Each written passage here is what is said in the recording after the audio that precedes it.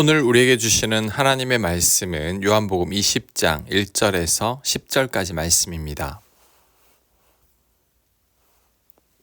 안식 후 첫날 일찍이 아직 어두울 때에 막달라 마리아가 무덤에 와서 돌이 무덤에서 옮겨진 것을 보고 시몬 베드로와 예수께서 사랑하시던 그 다른 제자에게 달려가서 말하되 사람들이 주님을 무덤에서 가져다가 어디 두었는지 우리가 알지 못하겠다 하니 베드로와 그 다른 제자가 나가서 무덤으로 갈새 둘이 같이 다름질 하더니 그 다른 제자가 베드로보다 더 빨리 달려가서 먼저 무덤에 이르러 구부려 세마포 놓인 곳을 보았으나 들어가지는 아니하였더니 시몬 베드로는 따라와서 무덤에 들어가 보니 세마포가 놓였고 또 머리를 쌌던 수건은 세마포와 함께 놓이지 않고 땅붓에 쌌던 대로 놓여 있더라. 그때야 무덤에 먼저 갔던 그 다른 제자도 들어가 보고 믿더라. 그들은 성경에 그가 죽은 자 가운데서 다시 살아나야 하리라 하신 말씀을 아직 알지 못하더라. 이에 두 제자가 자기들의 집으로 돌아가니라. 아멘. 예수님이 죽으신 지 3일이 지났습니다. 무덤에 제일 먼저 간 사람이 막달라 마리아였습니다. 왜 갔을까요? 마가복음에 보면 예수님 시신에 향품을 바르기 위해 갔다라고 말씀하고 있습니다. 이미 죽은 자의 시신에 향품을 바르는 게 무슨 소용이 있나 싶은데 왜 갔을까요? 그것도 여인의 몸으로. 막달라 마리아가 간 이유는 그만큼 예수님을 사랑하기 때문입니다. 간혹 가다가 사랑하는 사람이 죽은 후에도 그 시신을 버리지 못하고 집에 두고 있는 분들을 종종 미디어를 통해 접하곤 합니다. 최근에는 한 치매 노인이 자식이 죽었는데도 깨닫지 못하고 그 시체를 돌보고 있었다고 합니다. 왜일까요? 그만큼 사랑하기 때문이죠. 막달라 마리아가 예수님을 많이 사랑하니까 죽은 후에도 또 방문하는 겁니다. 살아생전에 많이 사랑한 분들이 죽은 후에도 무덤에 자주 방문합니다.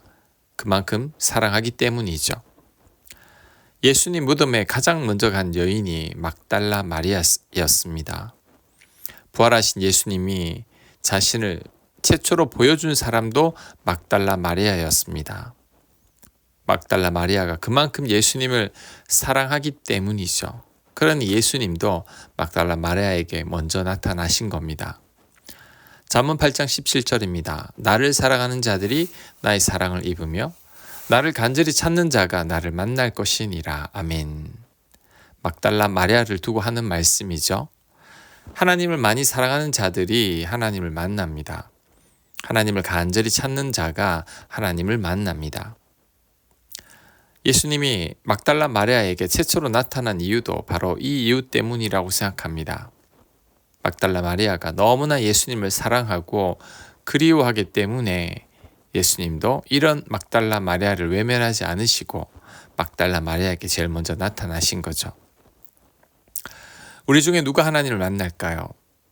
하나님을 많이 사랑하는 자들이 하나님을 만납니다. 하나님을 간절히 찾는 자가 하나님을 만납니다. 하나님 없이는 도저히 살 수 없는 자가 하나님을 만나죠. 목마른 사슴이라는 찬양 다 잘 알고 계시죠? 가사가 이렇습니다. 목마른 사슴 시냇물을 찾아 헤매이듯이 내 영혼 주를 찾기에 갈급하나이다. 목마른 사슴이 시냇물을 못 찾으면 죽습니다. 결사적으로 시냇물을 찾아 헤매죠. 이렇게 하나님을 간절히 찾는 자가 하나님을 만난다고 하는 거죠. 시므온은 죽기 전에 메시아를 보리라는 성령의 감동을 받고 평생을 메시아 보기를 갈망합니다. 결국 예수님을 보게 됐죠. 안나는 결혼한 지 7년 만에 과부가 되어 84년을 지냅니다. 주야로 성전을 떠나지 않고 금식과 기도로 살았습니다. 이런 갈망을 가지고 있으니 예수님을 보게 된 거죠. 하나님은 전심으로 자신에게 향하는 자에게 자신의 능력을 베푸십니다. 하나님 많이 사랑하는 자는 반드시 하나님을 만납니다. 하나님 없이는 도저히 살 수 없다면 반드시 하나님을 만납니다. 하나님 있어도 그만, 없어도 그만, 이런 마음으로는 하나님을 만날 수가 없죠. 막달라 마리아가 예수님을 사랑하듯이 예수님 많이 사랑하시길 바랍니다. 그럴 때 반드시 예수님을 만나게 될 것입니다. 자, 그 다음 막달라 마리아가 예수님을 보러 갔다가 무덤이 비어 있는 것을 보고 베드로와 요한에게 알렸습니다. 이 소식을 들은 베드로와 요한이 놀라서 무덤으로 달려가 보니 예수님 시신을 산 세마포가 개어져 있는 것을 보게 됩니다. 예수님 얼굴을 산 세마포는 다른 곳에 개져 있었습니다. 이 장면을 보고 베드로와 요한이 믿게 되었다라고 말씀합니다. 자, 이 말씀의 뜻은 그 전까지는 믿지 않았다는 거죠. 공동번역 성경을 찾아보면 뜻이 더 분명하게 드러납니다. 그제야 무덤에 먼저 다른 제자도 들어가서 보고 믿었다. 그들은 그때까지도 예수께서 죽었다가 반드시 살아나실 것이라는 성서의 말씀을 깨닫지 못하고 있었던 것이다. 공동번역 성경입니다. 요한과 베드로가 무덤 속의 상황을 보고 그제야 믿었다고 하는데 이전까지는 예수님의 부활을 믿지 않았다는 거죠. 무덤 속의 상황을 보고서야 드디어 믿게 되었다는 겁니다. 왜냐하면 무덤 속의 상황을 보면 누군가 시신을 훔쳐간 게 아닙니다. 시신을 훔쳐갈 때 수의를 다 벗기고 훔쳐가지는 않습니다. 수의 입은 채로 훔쳐갈 것입니다. 혹 수의를 다 벗겼다면 얼굴을 싼 수건도 같은 자리에 벗겨져 있어야 합니다. 그런데 얼굴을 싼 수건은 다른 곳에 잘 개져 있었다고 합니다. 훔쳐가면서 수의나 수건을 갤 필요는 없죠. 자, 이것은 누군가 예수님의 시신을 훔쳐간 게 아니라 예수님께서 부활하신 후 자신의 몸을 싼 수의를 다 벗은 거죠. 두 제자가 무덤 속의 장면들을 보고 나서야 예수님의 말씀이 생각났을 겁니다. 죽은 후 3일 만에 부활할 것이라는 말씀이 드디어 떠오르게 된 거죠. 이들이 이때 비로소 작은아마 믿음을 가지게 되었습니다.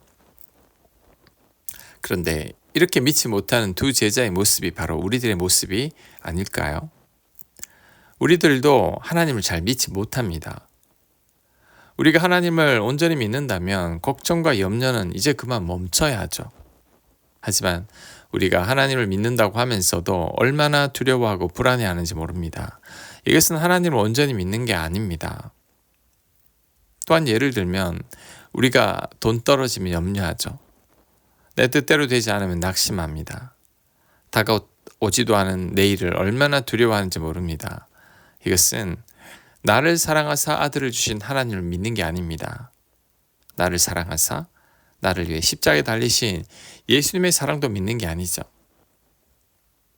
또 다른 영역에서 살펴보면 하나님을 믿는다고 하지만 하나님을 안 믿는 것처럼 살아갈 때가 많습니다. 악을 행하기에 너무 담대하죠. 하나님께서 다 보고 계시는데 안 보시는 것처럼 살아갑니다. 각종 비리나 불법에 많은 크리스천들이 연루되어 있는 것이 그 좋은 예이죠.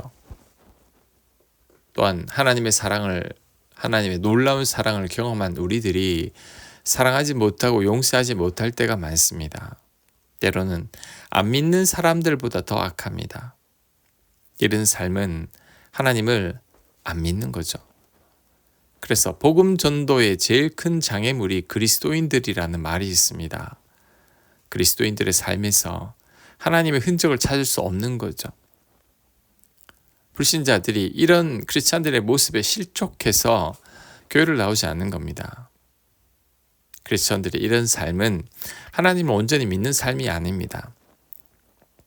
우리가 하나님을 믿는다면 하나님 말씀을 다 믿어야 합니다. 하나님 말씀에 순종해야 합니다.